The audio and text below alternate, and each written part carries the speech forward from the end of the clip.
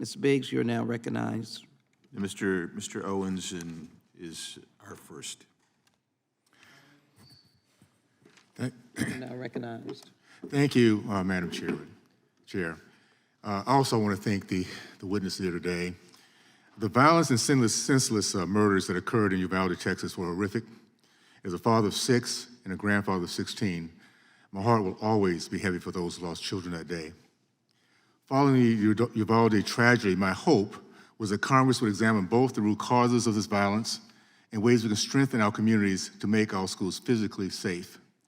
Unfortunately, my colleagues on the other side of the aisle put forth a hasty, partisan, and overreaching package of gun control bills that they developed without any Republican input.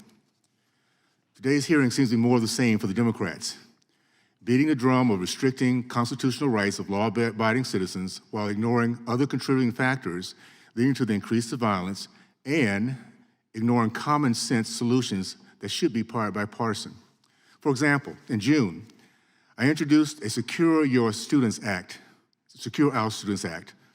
This bill would have redirected billions of dollars of unused and already allocated funds from the American Rescue Plan to each district throughout our country.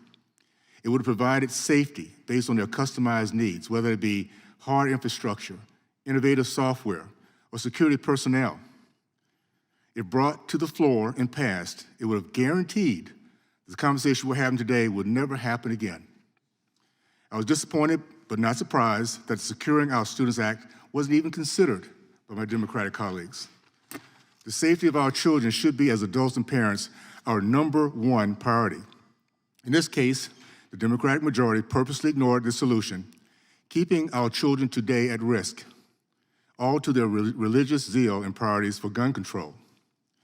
Another bill that should have had bipartisan support was the Luke and Alex School Safety Act, introduced by Representative Mario Diaz-Balart in February of last year. This bill would have established a clearinghouse, a national database of school safety best practices, which would have been available to schools, law enforcement agencies, institutions of higher learning, and to the public. Again, the Democrats declined to bring this bill to the floor for discussion or vote. There are root causes that my colleagues on the other side refuse to address, possibly because of the decades of anti-family policies that have gotten us here. I'm grateful to my friend Jack Bauer for joining us today and having the courage to tackle this topic.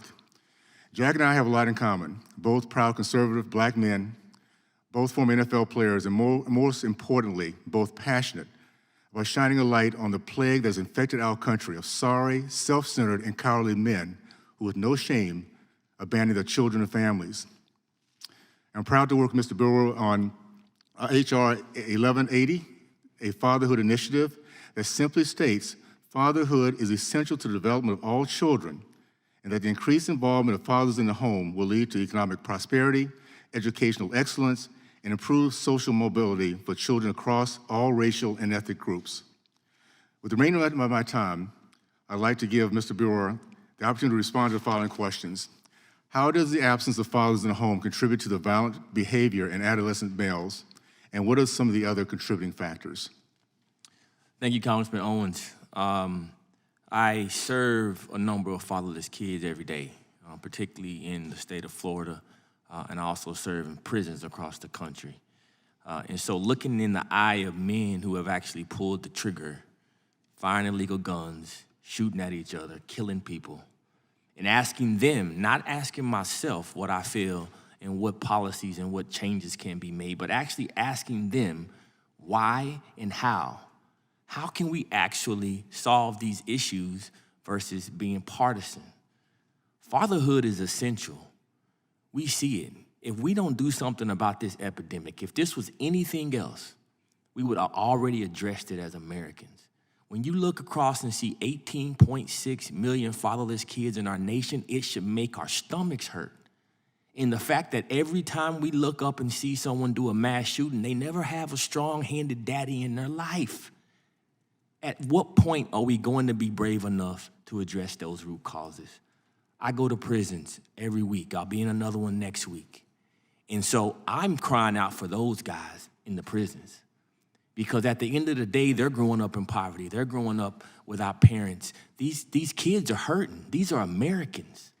And so if we continue to put billions of dollars into our criminal justice system without putting any money into rehabilitation programs, without putting any money into programs that are going to make sure that our fatherless population have strong men who can mentor them, who can help them academically in school, who can run sports programs, we have a nation in crisis. We're confusing our kids with all of these policies that are anti-family and anti-God. And so, Mr. Owens, I'll yield back, but I just want to thank you for your bravery. And there's a lot of young boys that look up to the Super Bowl champion that sits in these halls of Congress. And you continue to fight for the real solutions. They're not popular.